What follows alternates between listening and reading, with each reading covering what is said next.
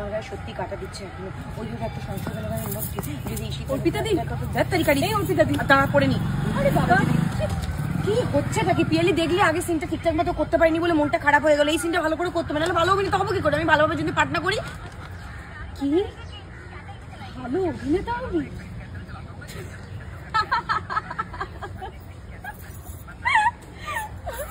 আরে এসব অভিনয়ের দিকে ফোকাস করে এখন কিছু হয় না অর্পিতা দি।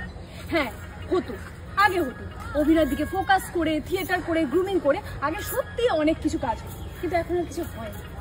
এই আমাকেই দেখ, এই স্টুডিওর বাইরে বাবাকে বললাম একটা রুটির দোকান, তার পাশে জায়গা আছে, তুই একটা চায়ের দোকান দিতে পারিস, ভাতের হোটেল করতে পারিস। আরে এসব করেই এখন হয়, করে দেখ না একবার।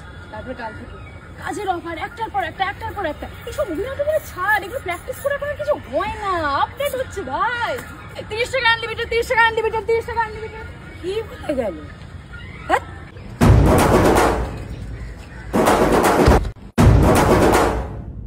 ম্যাডাম ম্যাডাম একটা সেলফি নেবো ম্যাডাম। আপনার আমি খুব একটু ফাস্ট, আপনার অভিনয় খুব ভালো।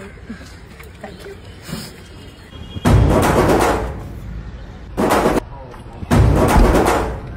ম্যাডাম। ম্যাডাম আপনার একটা thank you, thank you. Hi, কি বলেছে? আইডিয়াটা আপনার মন্দ ছিল না, থ্যাংক ইউ সো মাচ।